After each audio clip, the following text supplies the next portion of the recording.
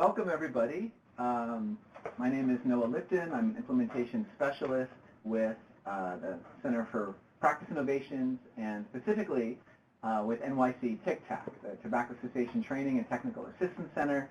And I'm so pleased to see the turnout for this, what Rusty and I both think, and I'm with Rusty Foster as well from TCTTAC, and Nancy Colville is also helping by hosting this forum. We're really excited for this unique opportunity to talk about applying motivational interviewing to treatment planning and to documentation when working with tobacco users in the early stages of change. I know a lot of people, or I'm guessing that a lot of people that have joined have been trained in motivational interviewing, perhaps multiple times, but documentation is not typically something that's a part of those trainings, yet it's something that all of us do in our work. And it's a really important part of our work. So it's important that we also have some strategies, some tools in mind in terms of how do we actually really capture the great work that we're doing and that the participants are doing in their efforts to make changes to their tobacco use, to other things, so that that's captured both for us and being able to review historically, but also for other people that are going to be looking at our treatment plans down the line. I just want to mention a couple of things right at the outset here. So this is not a training on motivational interviewing. We will, of course, be touching on a lot of the aspects of it, but we clearly don't have time to dig into motivational interviewing itself very much. But we'll be touching on a lot of different things, so there'll be some review aspects. It's also not a training on how to get someone to stop smoking. That's, again, not something that we have the time for, and not that we would be getting someone to stop smoking, but really looking at different strategies. But really the focus here is on documentation. So there may be some questions that come up around how might we use certain strategies. We'll see if there's time to address those, but really it's around documentation. I also just want to say that I imagine all of us are from different agencies, from different programs that all have their own kind of guidance and policies and procedures around documentation. Certainly none of what we're going to be talking about today is meant to supplant that. Really, they're just guidelines or guidance around how you might think about documenting the motivational interviewing techniques and tools and aspects of the spirit, et cetera, that you're using in your day-to-day work.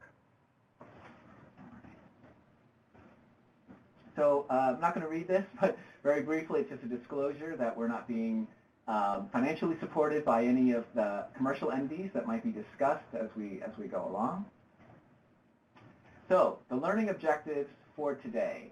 So we're going to be talking about, and I'll just go ahead and click through here, but really how to document goals and interventions and perhaps objectives as well in treatment plans, in progress notes, even how we use assessments and how we provide feedback after doing assessments with participants for people, particularly in the early stages of change. So that's pre-contemplation, contemplation, and preparation. I should also mention that we haven't yet decided, there's not a date yet determined, but in the future we will also be providing another live webinar, and this one will be featuring Dr. Jill Williams, talking about how do we do the same, but for the later stages. So for those people that have moved on to action, to relapse prevention, how do we go about, again, kind of capturing in documentation what it is that we're doing. So you can expect to see kind of an update with more information about that at some point in the future. So the agenda for today. So we have a question about you to kind of get us started about doing this very thing we're going to be talking about today. We're going to talk a little bit about why is this important to even be talking about, why address this.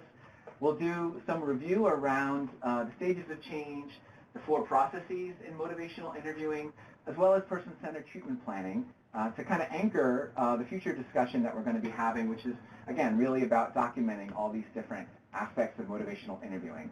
And Rusty Foster will be taking over at that point. And then we'll be wrapping up at the end.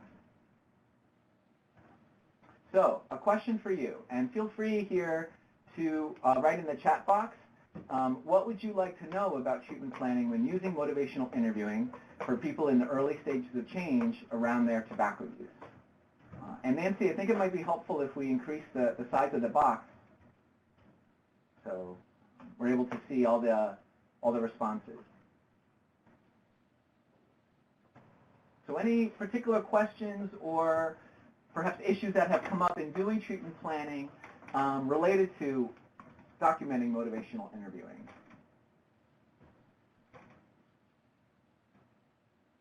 And I think what we might do is we might speak a little bit to what folks are inputting now and what you're sharing with us. But what we thought we might do is that after we go through the review portion, we'll kind of pause a little bit, take some questions then, and then Rusty will be taking over as we discuss kind of pre-contemplation and moving into more of the documentation piece.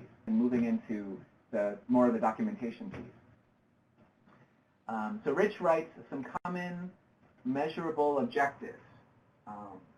Okay, so how are we, in a way, it sounds like Rich kind of measuring people's progress, particularly perhaps, because I mean, I think it's, I think really that speaks in a way to, I think at least, one of the main reasons why we thought this might be an important topic to talk about is when someone has not yet decided to make a change in their smoking, perhaps it's not even something that they're considering changing. How do we document that? So what might, an objective be, particularly when one of the things that we want to maintain in the process is being person-centered, right? So if it's not something that the person has articulated, is it really person-centered to include it, and how do we go about that? So that really is, I think, one of the main kind of challenges here, and certainly one of the things that we can talk about. Constance agrees, so she's also looking for common measurable objectives as well as language, and we're going to talk a lot about language today. Maria says that she cannot see the screen, only the speaker, so I'm not sure if we can help her with that, Nancy.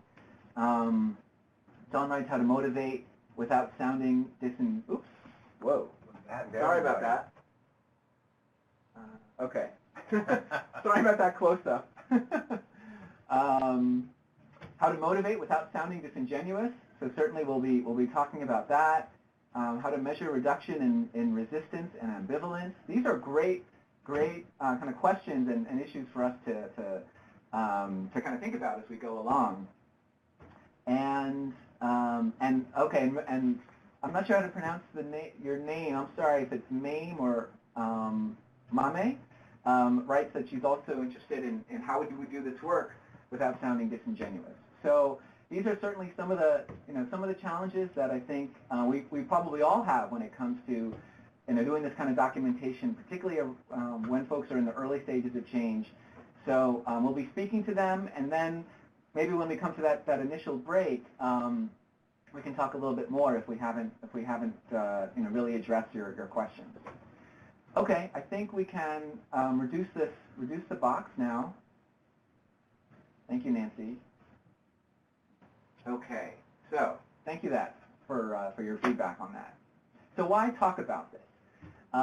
So all of us, I'm sure, are required to write treatment plans, to write notes, as it provides a record, of course, of the work that we're doing with people. It also really should serve as kind of a roadmap in a way for the work that we're going to be doing going forward, and kind of creates perhaps some benchmarks that are ultimately going to help people to move toward a goal.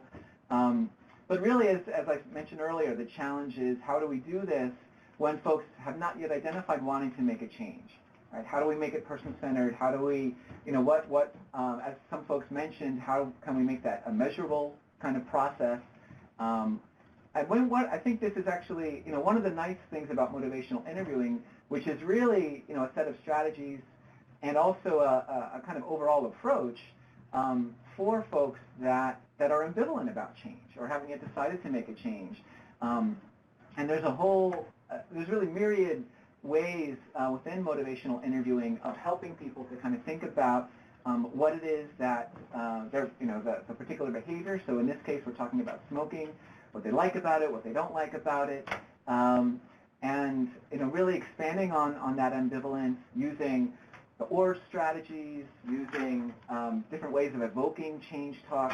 So there's so much within motivational interviewing that even if we're not necessarily even if the person hasn't identified a particular goal, and that's kind of what we're working toward, there's still plenty of things we can do to help engage in a conversation that's going to open up that dialogue. You know, we can't necessarily predict where it's going to lead, nor should we try, but by opening up the dialogue, by opening up the conversation, we're at least kind of finding out more about where the person is, what's working for them, what's not working for them about a particular thing, what are their goals and values, and how does that align with what, you know, a particular behavior, smoking in this case. Is there an area where perhaps we can expand and kind of develop some discrepancy? So there's lots of different things that we can do, even if we're not necessarily focused on that end goal just yet. As I mentioned I think in the agenda, there are a couple of kind of frameworks that I think we should also be thinking about whenever we're doing treatment planning, but also when we're thinking about, you know, motivational interviewing. And I think there's a lot of overlap, which are the stages of change, the 4 processes of motivational interviewing, and how do we kind of remain person-centered, you know, throughout this process. Okay, so stages of change.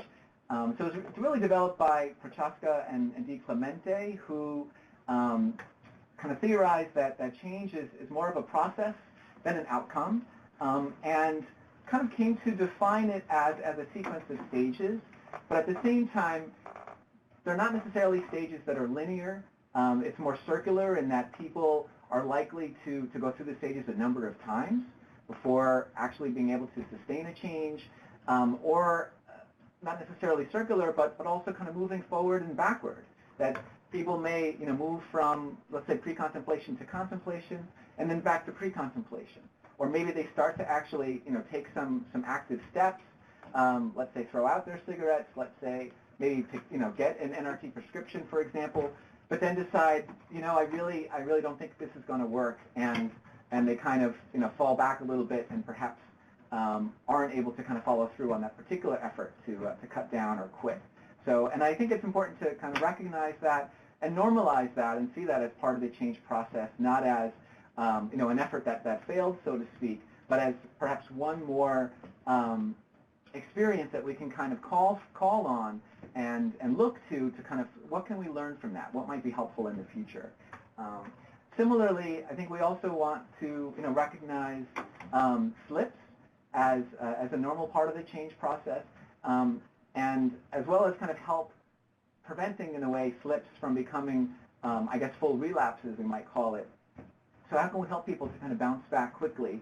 And I think one of the things that's important is also, you know, throughout this process, you know, remaining positive, persistent, hopeful about change, because I think one of the things that's important, you know, in doing this work in general, but particularly when we're helping people with change, is having hope and communicating that hope.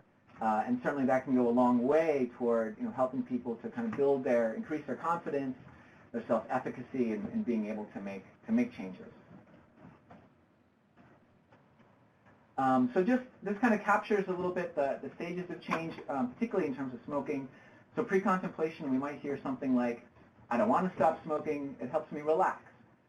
Contemplation, sometimes I feel like I smoke too much. I cough and cough when I wake up in the morning, but I feel like I can't stop. Preparation, I'm ready to stop smoking. This is my last pack, and I have an appointment next week with my doctor to get the patch or the gum. Action, I'm not smoking anymore. Whenever I want to smoke, I remind myself of all the good things that can happen when I stop. And finally, maintenance. I haven't had a cigarette for 6 months. I'm using the patch and I've changed my diet. I'm also going to the gym 3 times a week. I'm taking care of my health. I feel so much better. I have more energy and I breathe so much better. My cough has gone away. So you can really see how with each statement it's kind of reflecting a different level of where the person is in the change process, but also their confidence, how much action they've taken to actually make the change. So it really comes across in kind of what we hear people say.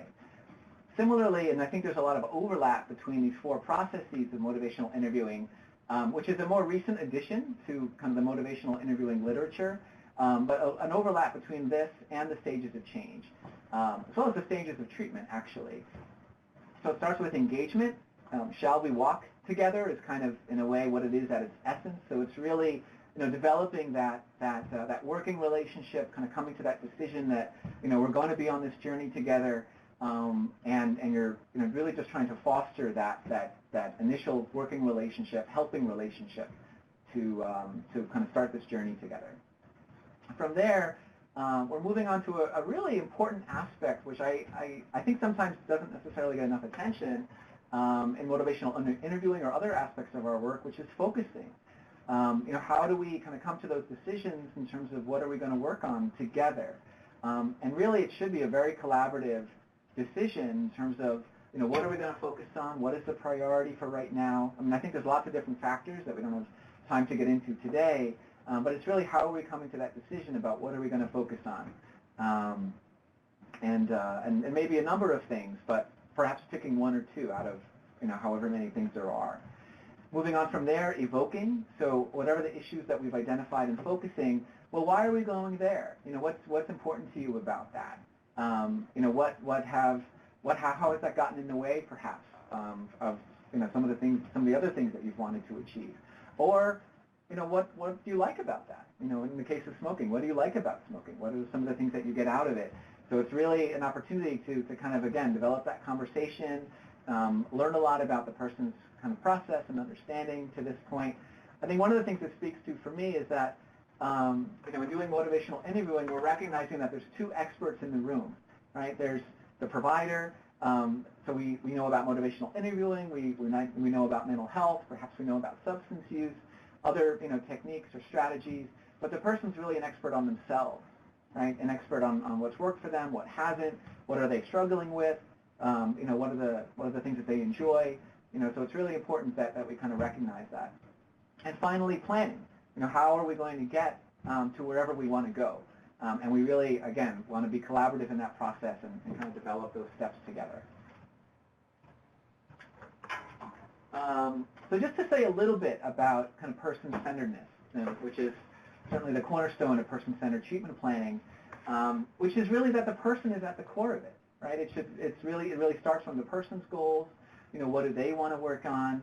What's important to them? Because we know that people are going to be the most motivated and interested in doing things that they identify, that they come up with, not that we're kind of suggesting or deciding, but really what's of interest to them. What do they think are kind of the next, perhaps realistic steps to working toward those goals? So coming back to objectives, so starting with them before perhaps providing some of our own ideas about what those steps might be. And then similarly with interventions and kind of developing those together. Not everything that we could potentially do is going to be amenable to everyone that we're working with. So we're really kind of coming up with those together. And then reevaluating, certainly, as we go along. And these are just a few more aspects to kind of touch on here. So as I was saying, it's certainly collaborative, more of a collaborative process than a prescriptive one. We're really developing the plan together. Strengths-based, which really aligns well with motivational interviewing because the focus on affirmations. So really kind of helping people to kind of either identify strengths, kind of raise consciousness about people's strengths. How have people kind of used those strengths in the past? And really helping that to be part of the narrative, not just what have the barriers been, what have the struggles been, but what have your successes been when you've been able to make a change. However perhaps small the person thinks that it might have been, what helped them to get there, and what perhaps can they harness today to make this current change. And it's incremental, so really allowing the process to kind of take shape over time, not feeling like the person has to kind of make a change very quickly, and in some ways kind of having that put pressure on the process, but really allowing it to be incremental and happen over time. And it's informed by things like recovery. So having it, what is the person's own vision of their recovery? So not just perhaps being about, which is what we used to do, being focused on staying out of the hospital or reducing symptoms, but where does the person actually want to be in their lives? 5 years from now, 3 years from now, where would you like to be, and how might we get there? Being trauma-informed is certainly very important, so recognizing that people have had a range of experiences, before coming to work with us, some of which, might have been quite traumatic. So how can we be sensitive to that recognizing where there might be vulnerabilities, or where the person might experience, feeling vulnerable. So how can we be sensitive to that, protect against that in our language, in our practices, in where we meet people.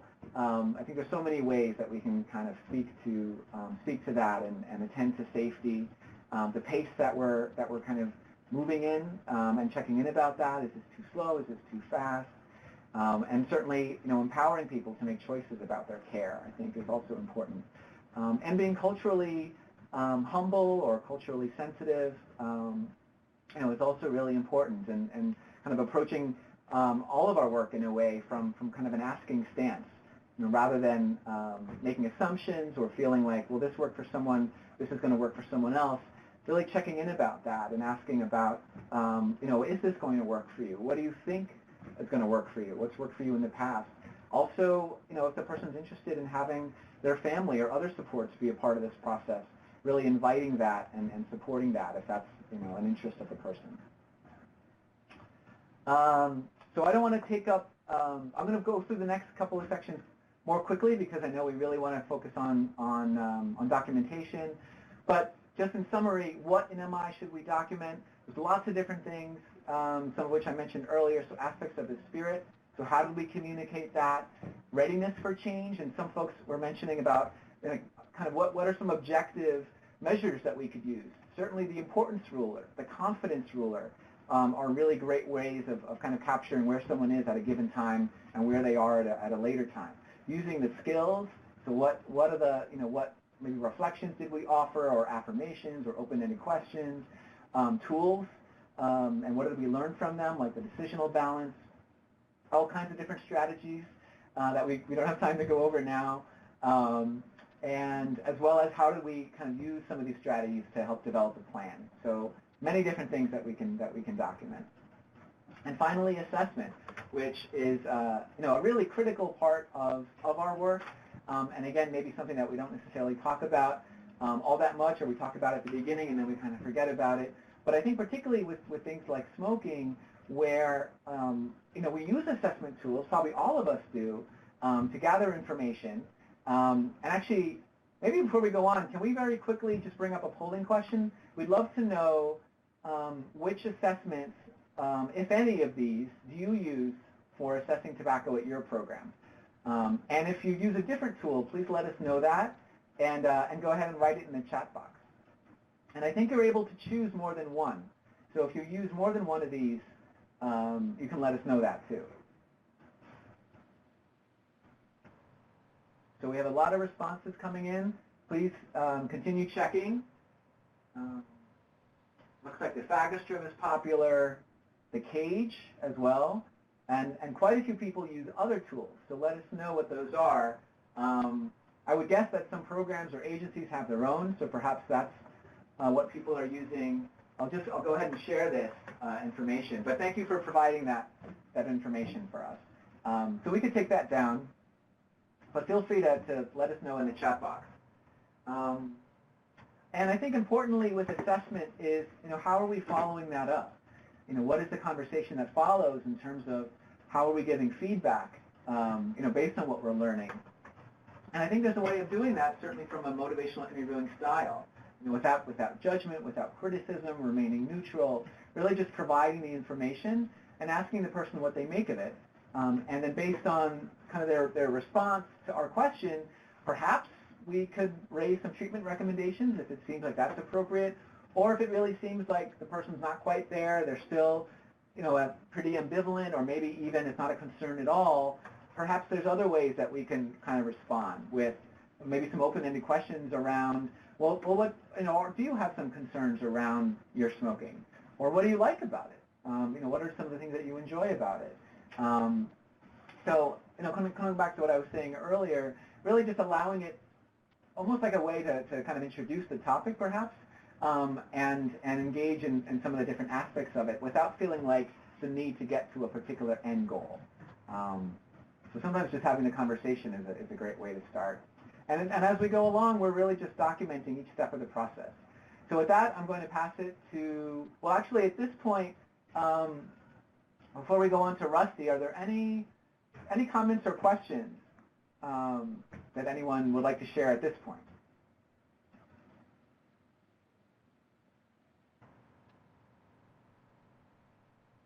Okay, so with that, I'm going to pass it on to Rusty to talk about pre-contemplation. Okay, thanks, Noah, and welcome everybody. We've got a very a large group of people, and you know, in the spirit of motivational interviewing, we'll be talking about documentation and then kind of brainstorming using our. There's a lot of brain power in this meeting, and so it's not just going to be me talking, but we're going to try to be as interactive as possible. And what we're going to do, let me just preface this by the whole concept of documenting motivational interviewing. One is, I've done a lot of training, and at the end, people all say, and I never cover documentation, people all say, yes, but how do you document this? And I've never actually covered it. So I felt like, and Noah and I felt like this would be a good webinar to do. And before I did it, I decided to look in the literature for how do you document motivational interviewing. And I found one article. It wasn't an article, it comes out of Santa Clara Valley, California. It's 2008, so it's not new. And it really was around guidance for clinicians in that system. But it had lots of information on stages and motivational interviewing and documenting it. But there's nothing else. There's nothing in the books that Miller and Molnick do. There's nothing in the literature. If you try to find anything, what you get is really somebody. It's like, how do you know if people are proficient at doing motivational interviewing? But there's nothing about documentation. So we're breaking new ground today by going through this. Okay, and what we're going to try to do is look at documentation through three kind of primary elements. One is assessment. 2 is treatment plans, and 3 are progress notes. And if you know of anything else that you would like to see covered, throw it in, and we'll see if we could do it. Okay? And we're going to look through those areas of documentation for each of the 3 early stages of change: pre-contemplation, contemplation, and preparation. And of course, probably the most difficult documentation stage is pre-contemplation, because you're working with somebody in an area where they say they don't have a problem. So how do you document that? And I was thinking about this, we try to be very person-centered, which means, in my mind, when we write something in the document, are we okay by having that person read that? Will they say, I didn't say that, or why did you put that in, or I don't even want to work on this, right? So how could we reflect in a motivational interviewing way what that person really is interested in, and the types of work that we would like to do with that person, okay? So that's kind of the preface to this. So we're going to start with pre-contemplation. And I have to say, we can't be completely inclusive of everything, right? So, because there's so much. So we're going to start, in terms of assessment, with one, and this is, a lot of people use the Fagerstrom, but this is a tool, an assessment tool, and it gives us lots of information about a person smoking, and so we're gonna think about that. So we do the assessment, we do the Fagerstrom, and I just came up with this number. but the score is 9, which is really high severity. The highest you can get is 10 when you're doing this. They're like 6 questions. And then one of the things that's important in motivational interviewing around an assessment is you do it and you have a measure. You have a score. And what you want to do is you want to meet with that person and review their score and what it means. You want to give feedback. So we wrote a little thing, and it's review, and it's like what you might write, okay? Because we want to look at what you might document, okay? So we got reviewed results, and of course, write or reviewed results, however you do it. And this is another issue. There's a lot of people on the call from a lot of different agencies, and people do their own documentation. They're unique. A lot of them are unique to the agency, their documentation package. So we're going to try to figure out how this would look in your documentation package. What do you think? How would you do this? That's the question at the end of this. So what I would write, this is what I wrote, okay? I'm writing in the document, okay? I do the assessment, I get the score, and I say, I gave the feedback, and I write, reviewed results with the consumer, ask the person what they know about the risk of smoking, right? What do they know? And then get the information, and then ask permission if I can give additional information. This is a motivational interviewing approach, and this is, we're documenting a motivational interviewing approach, and then the consumer in this instance gives permission. Yes, you could tell me other stuff. So I provide the information, right? And that for people who want to know what it is and what tool in motivational interviewing is, it's called the provide elicit method of giving information. Find out what a person knows, ask permission to give them additional information, give them additional information, and then there's a question at the end that we'll talk about. So we provide information, and then at the end you say, what do you make of all this? What do you think about this? That you got, you got a high, you got a score that says, you got a pretty severe dependency on tobacco, and one of the things we know about that is that there's a lot of health risk associated with that. So what do you make of it, right? And the consumer being in pre-contemplation, and by the way, the assessment helps you decide, helps you identify what stage they're in. But we're talking about somebody's pre-contemplation, and they respond by saying, I don't think smoking is a problem for me. Okay? Now, when they say that, that's what they are. That's where they're at. And we don't want to confront them. This is an assessment process with some feedback. We're not confronting them. So if this is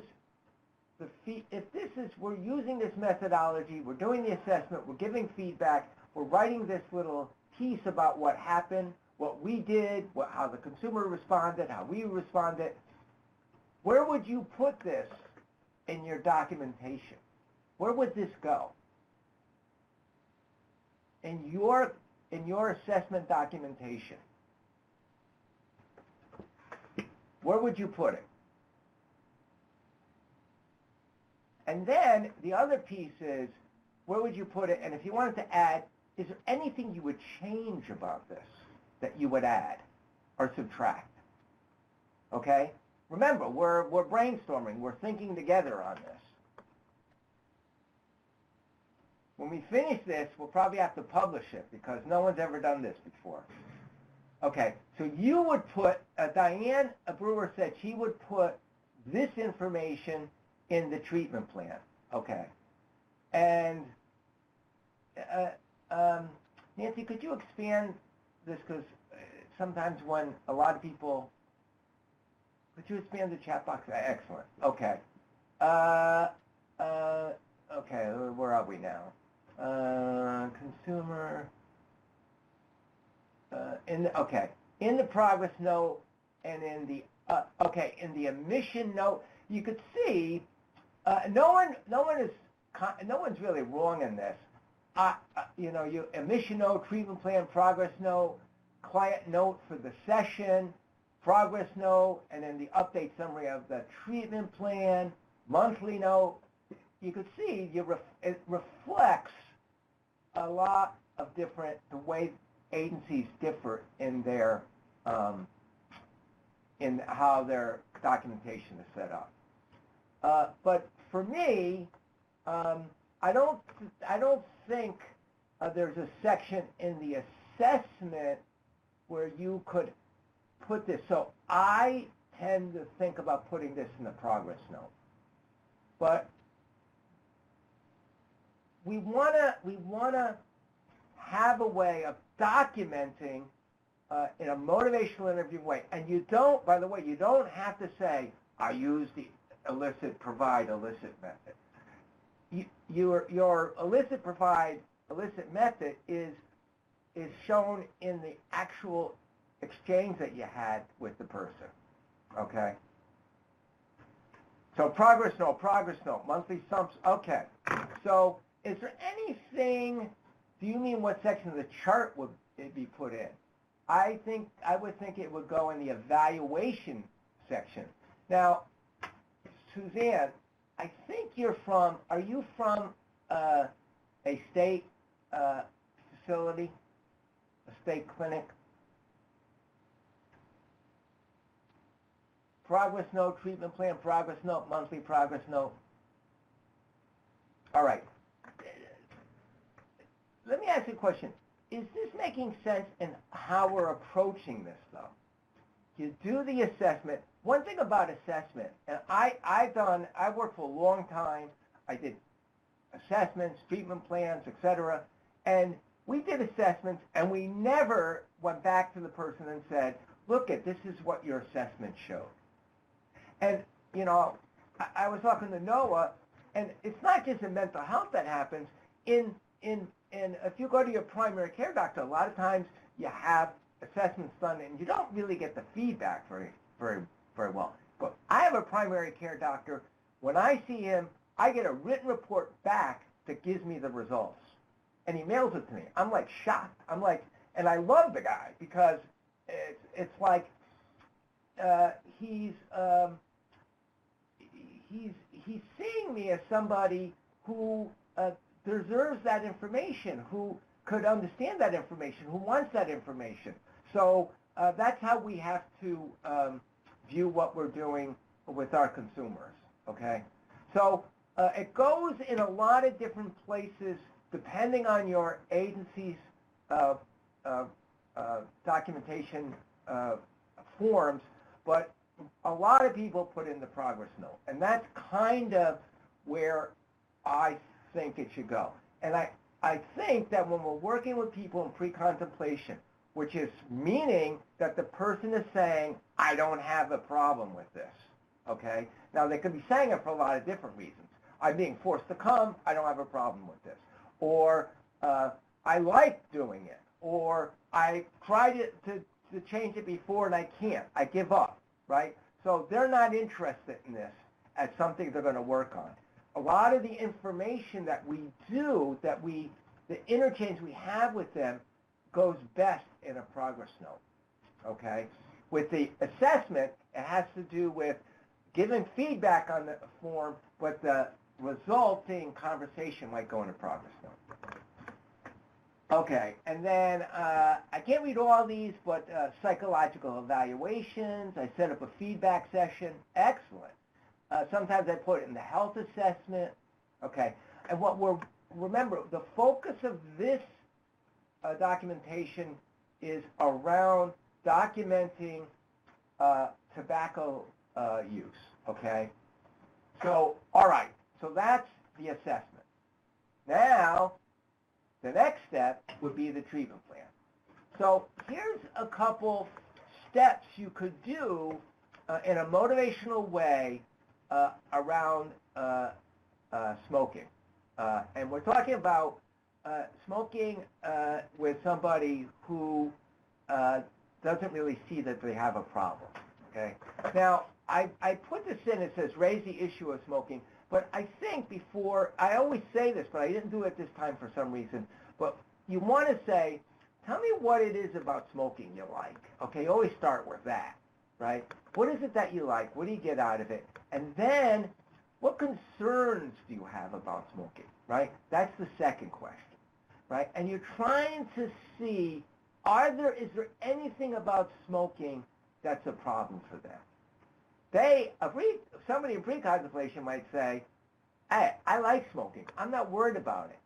Okay? And you don't want to get into, this is a motivational interviewing approach. You don't want to get into an argument with them.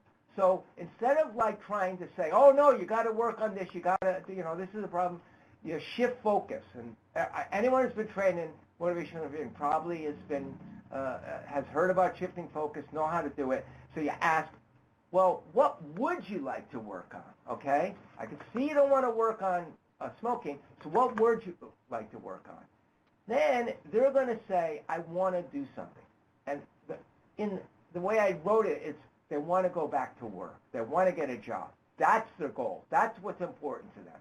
Okay? Now, what you can do around smoking for a pre-contemplator that they might see is an issue, you could say, well, we're going to work on that, but what impact do you see smoking might have on going back to work? What impact on this goal that's very important to you? Now, whatever they say, you can document, not under the goal, because there's no pre-contemplation. They don't have a goal for cutting back on their smoking. So if you can't list it as a goal, right? Now there's a couple caveats to that, but you can't list it as a goal. But if they say that it might get in the way of working because I have to smoke a lot, right? Then you can list it under barriers. And when you list it under barriers, it could become part of the action plan. But it's not an action to cut back on your smoking. It's an action to be able to work, okay, to remove that barrier. Now, Kerry said it can be listed as a deferred goal. Yes, you could do that. You could say, all right, we're not going to work on that. We're going to defer it for the time being. I thought maybe we could try to do this, but if it works better for you to defer it and then raise it later, and the question is, when would you raise it? Would it be deferred indefinitely, or is there a point where you would decide, would you wait until they go to work and they have problems at work and then maybe revisit it? So those are all questions. So here's what the treatment plan would look like. The goal, this person's goal is to get a job. They have strengths. They're self-reliant, and they might have many other strengths. The barrier that they spoke about is that they need to smoke frequently at work. And that's going to be a problem for them. So the steps to doing this is ask the person what barriers can get in the way of getting a job and working on the job. If they don't mention smoking, you can raise it. This is how you can raise smoking, right? How might smoking affect your ability to get and work on the job, right? And if they say they have to smoke a lot during the day, you can list it as a barrier, and you could even with permission say, while you're at work, one of the things that can help is we can give you the patch. We're not saying you have to quit smoking. This has nothing to do with quit smoking. It has to do with working. And we could give you the patch that you could use, that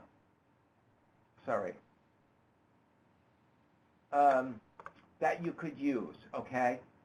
So you explain the reason for deferring the client say it can be addressed in treatment sessions. Okay, so if you did it deferred, so it's not on the treatment plan, but you're going to address it in treatment sessions, you would write it in the progress note?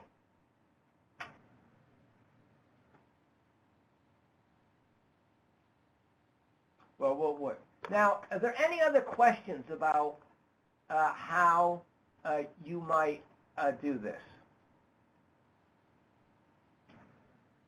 And how it would look in your treatment plan. So the treatment plan, the goal would be to get a job.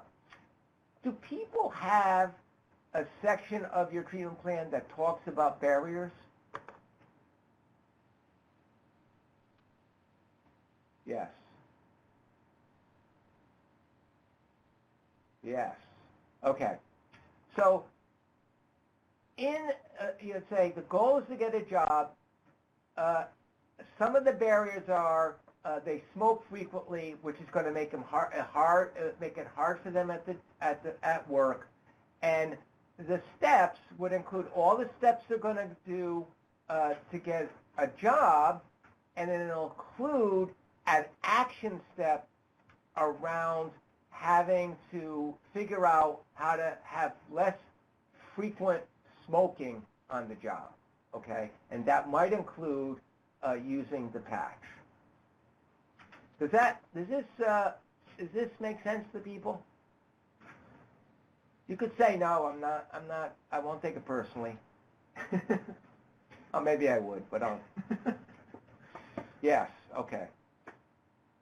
All right, so what we're trying to do is, when we're working with people that say don't have a problem with something, is there some other way that we can visit it? It might not be, right? We might not be able to visit at this point, and I think, I forget who raised that, but the idea of deferring the goal, it might not be something that we can put in the treatment plan at this point. But here, you might, and you might if you take this kind of, it's a motivational interviewing approach with people, right? We're not trying to get you to quit. We want you, though, to be able to achieve the goal that you had for yourself is to getting a job and keeping that job, right? And we know that you're saying that you smoke a lot, and which means you're going to have to take a lot of smoke breaks on the job, and that could really interfere with you keeping your job. So you can ask them, what would be a couple things you could do that might help reduce the number of smoke breaks you have to take, right? Cigarettes are so expensive, usually you can find some impact to life that can be addressed. Right. Right. There are these other tools that they can figure out how much they're spending on cigarettes, and that might, I'm not saying this is the thing. There are a lot of ways to go about doing this. I'm giving you one idea on what you could do and how you can document in the treatment plan. But,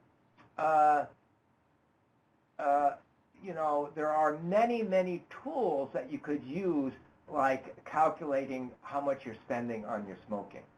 And we have somebody that says,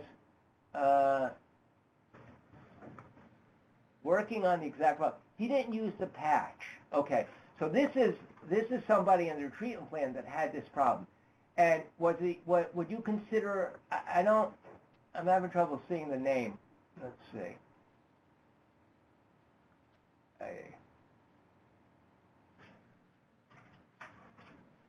Could you expand this, Nance?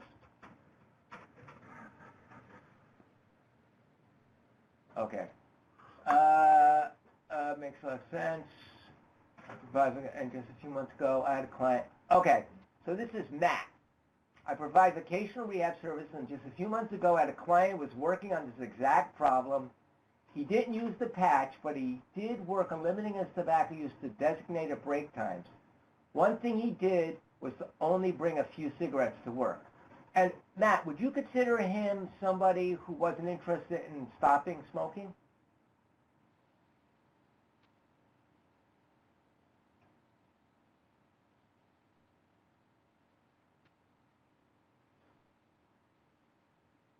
Because this is motivational interviewing in action. You know what I'm saying? You're not saying to somebody, hey, you got to stop smoking, okay? It's bad for your health. It's bad for this. You're going to, like, die early. What you're saying is, and what they're saying is, I want to go to work, and I'm willing to do things that will help me stay on the job. So I'm going to smoke less.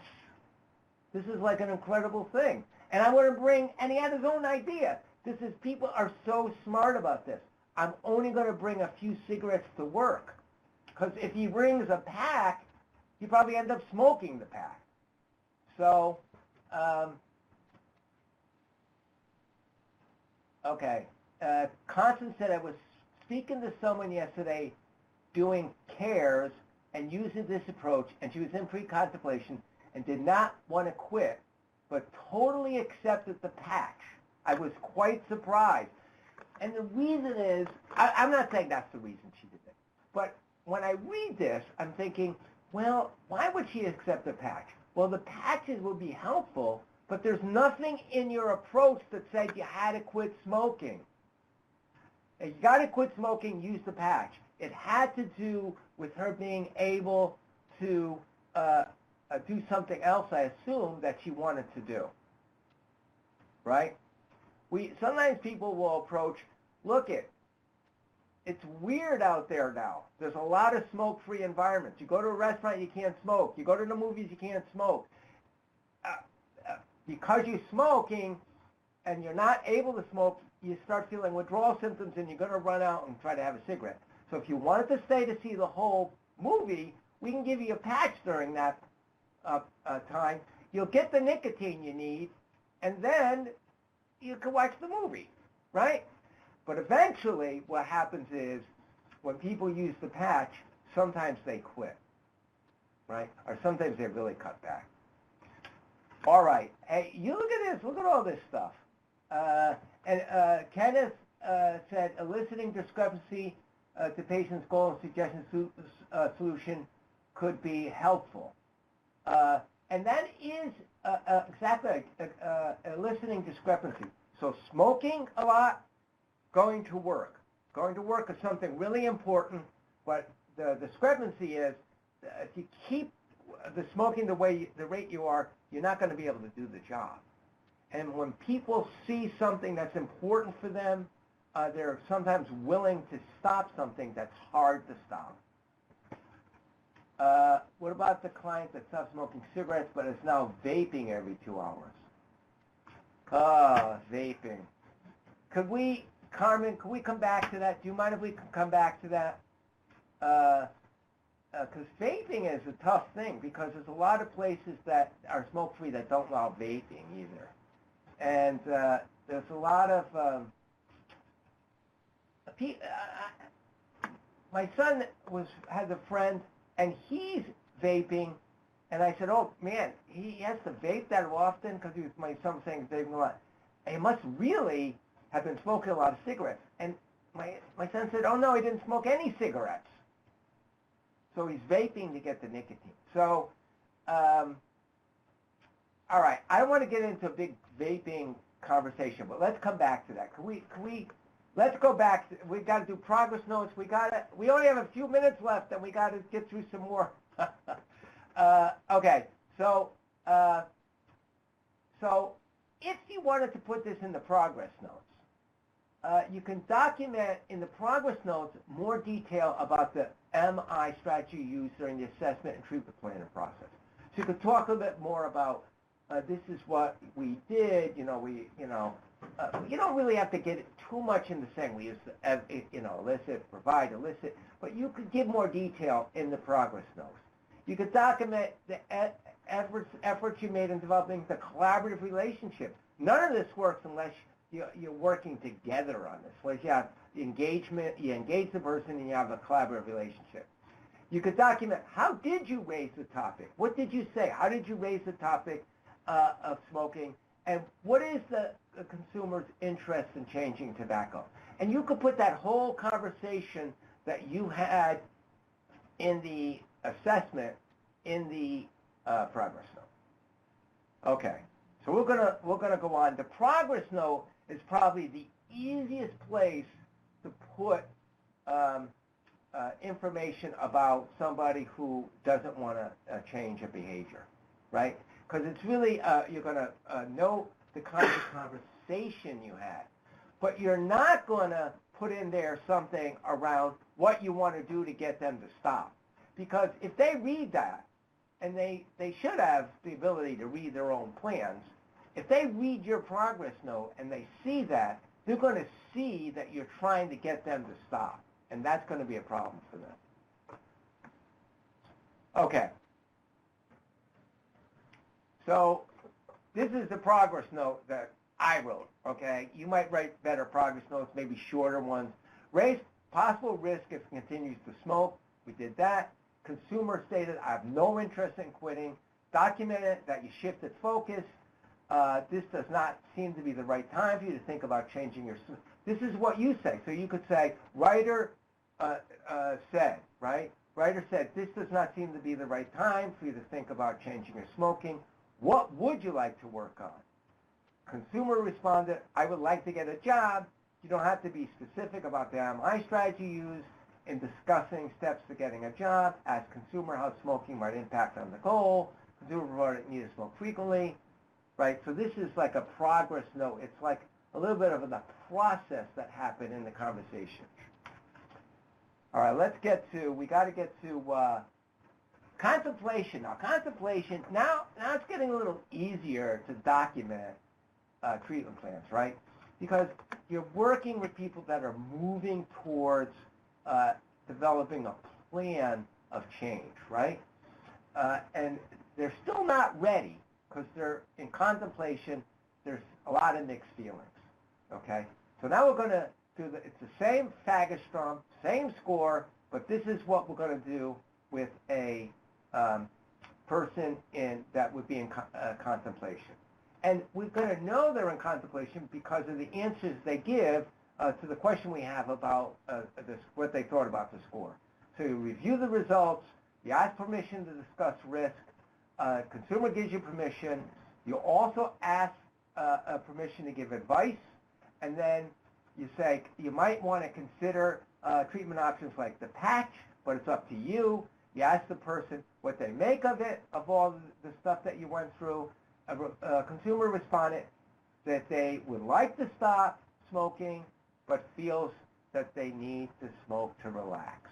That's a lot of information again, right? That's a lot of information. Okay, when you get into the plan now, because they want to stop, you could say the goal is to reduce their tobacco use. It doesn't say quit. It just says reduce their tobacco use.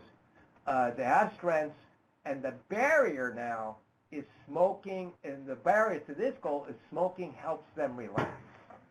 And some things that you can do in terms of interventions that you might want to document is you could use the decisional balance to explore their mixed feelings about stopping, not stopping and stopping.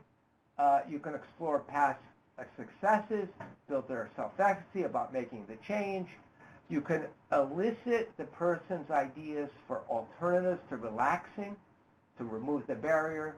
You can give more information on health and other consequences. And you can think about having them attend a learning about healthy living group. Okay? So those might be part of the treatment plan action steps. Is there any other, well, we're definitely going to run out of time here. Are there any, how would you write a measurable objective for this goal? Okay, so you want to have a SMART goal, I take it, Julie, right? So you want to say, well, what would be the specific goal? I want to reduce my tobacco use. How would that be measured? And then you could say, I want to reduce my tobacco use by. Give me a number. How many cigarettes did they buy? In half? 10 cigarettes? What would it be? Anybody? You could yell it out. 5. I want to reduce my tobacco use by 5 cigarettes a day. Okay? And then you would say, how are you going to know you did that? How are you going to know that you did that? Well, I'll have a pack of cigarettes, and I should have 15 at the end of the day. You're going to count the cigarettes left in your pack. That could be one way. So you're going to measure it. Is this achievable? Is this something that the person can do? Yes. Okay. Is it relevant to them? Yes. And is it time frame? Okay. So those are SMART goals, right? So you're writing SMART goals. You could write SMART objectives if you want. So you want to make this not generalized to reduce you to tobacco use, but specific. Okay.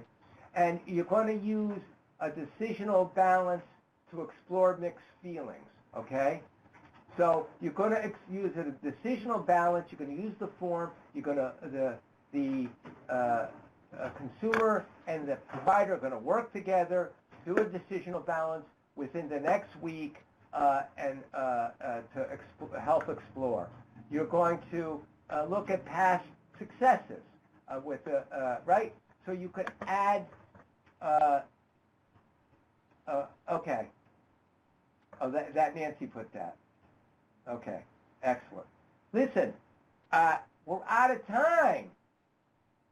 These are like complicated things. You're going to get two things. You're going to get the slides, and you're going to get a sheet that's going to have on one side the stage of change, and on the other side motivational interviewing interventions that would be helpful in that stage of change. Rusty, I'm sorry, I don't see the sheet to download, so we'll have to follow up, I guess, with an email. Oh, okay. Sorry about that. Okay, we'll follow up an email.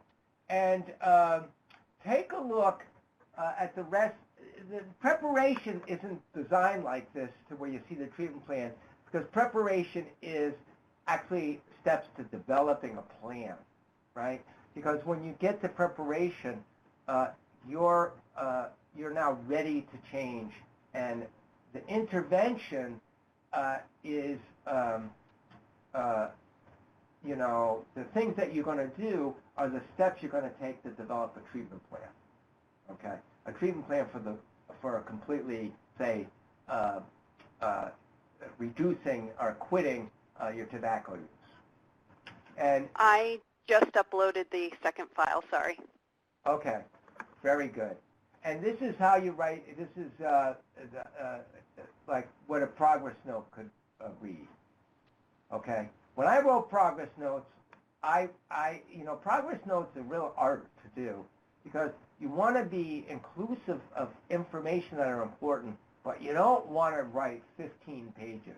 And I used to write, my hand would hurt sometimes at the end. So, but this is an example of a progress note that you can write and what to document around people in contemplation. We got to stop. We're really running over. I feel at some point we should do documentation, the sequel. So, because there's more we can do. We could set up a little scenario, and then people could write in what they would document. What would the treatment plan sound like? We could really practice. So, all right. Listen, I want to thank everybody for being involved. I knew this was going to be an active group, and continue doing your motivational interviewing work. It's very helpful.